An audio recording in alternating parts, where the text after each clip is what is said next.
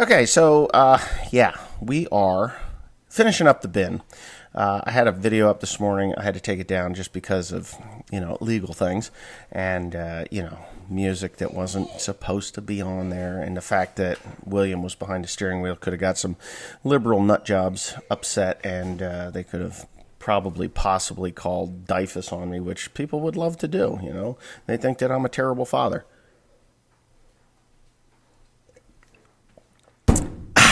I don't think I slurped it that time, for all you English people. But anyway, yeah, I don't own a telehandler, but I have friends that do. And this Lull is a construction telehandler. It's not agriculturally suited. But that sucker will lift to 40 feet. I was shocked. 40 feet. So anyways, 40-foot telehandler. And anyway, they put that thing right up there, as you just saw. And, it worked pretty good. You know what I find really fascinating about this video isn't the fact that we put it up with a 40-foot telehandler, or even that there was a one-legged man on top of my roof. Yes, a one-legged man, and I will talk about that in a little bit. It's the airplane traffic. How many airplanes fly over the top of this job as we are doing it? It is amazing. And then, of course, the jet stream moves to the southeast, which was really weird because the wind was coming from the east. So it's like this really, I'll bet halfway up where that wind is like turbulent. I bet there's a wicked turbulence there.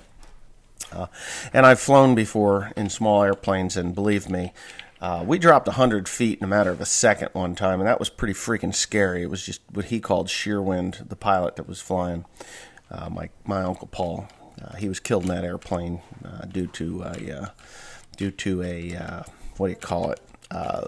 Air traffic controller that was high on cocaine. Yeah, another one that was sleeping. But, we won't even get into that. I'm sure that's a story I've already told. If not, maybe I'll tell it. I think I did tell it. But anyways, I just thought that was really neat to see the jet stream and the jets flying over at 40,000 feet and all that wonderful stuff. But anyhow, so now we are getting ready to fill this thing. I have to get the 60-foot auger up to that new roof auger, and I'm not running the augers through the building anymore. That's not going to happen. What I am going to do is actually run the augers under the dryer and then out into the next auger, which will run into that 60-foot auger. It's going to take 50-foot of auger to come out from underneath it, and then it'll be completely out of the building, and it'll be just a whole lot easier for me to deal with it this way versus the way we were dealing with it. And you'll see me set that up here probably in the next couple of days. I do have I got to wire this bin.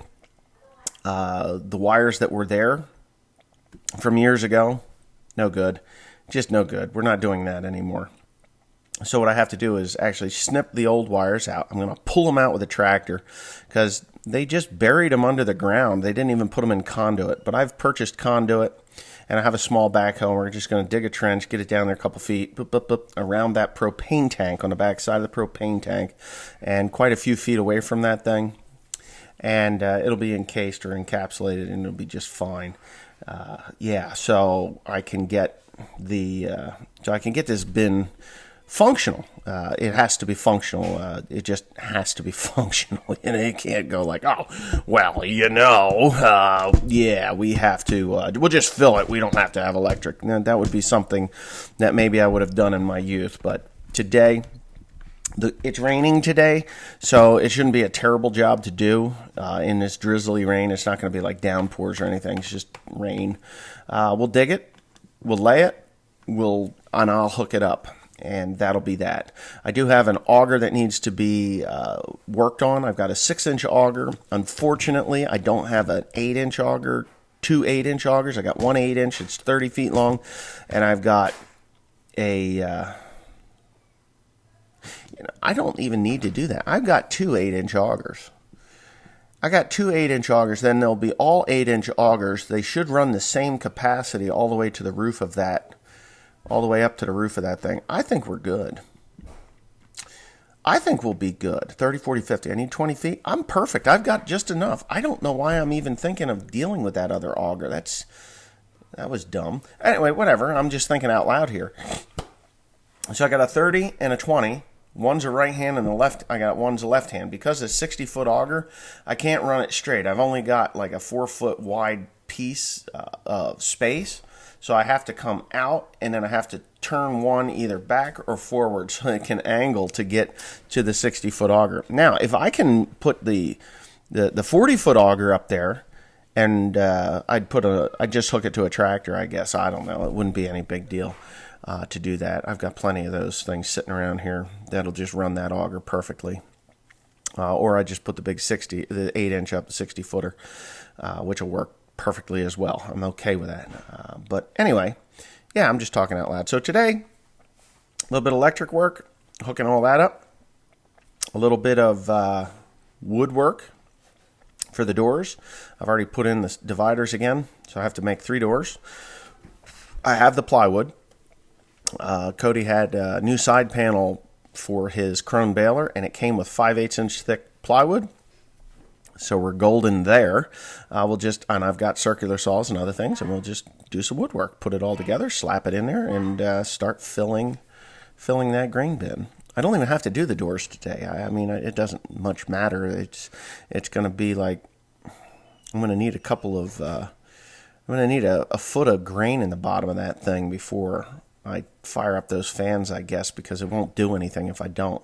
So the floor has to be covered before I fire the fans up, and that's going to have to happen pretty quickly. So I won't start to fill that bin until I get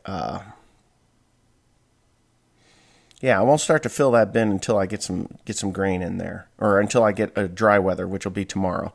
So today I'll get everything set up to fill the bin. Tomorrow we will start picking corn, like seriously picking corn, and we're going to fill that sucker pretty quickly, like that. But yeah, so stay tuned for those videos. There's a lot going to come. I mean, I'm sure we're going to break the combine. I'm sure there's going to be some failures with things, it just happens, and everybody just loves failures. I like successes personally, but without a few failures, it's kind of boring. You can't have a perfect year or a perfect harvest. I understand that, and I know that sometimes things get mighty damned expensive when you have failures. But anyway, stay tuned. Have a great day, and I'll see you tomorrow. Yeah, tomorrow.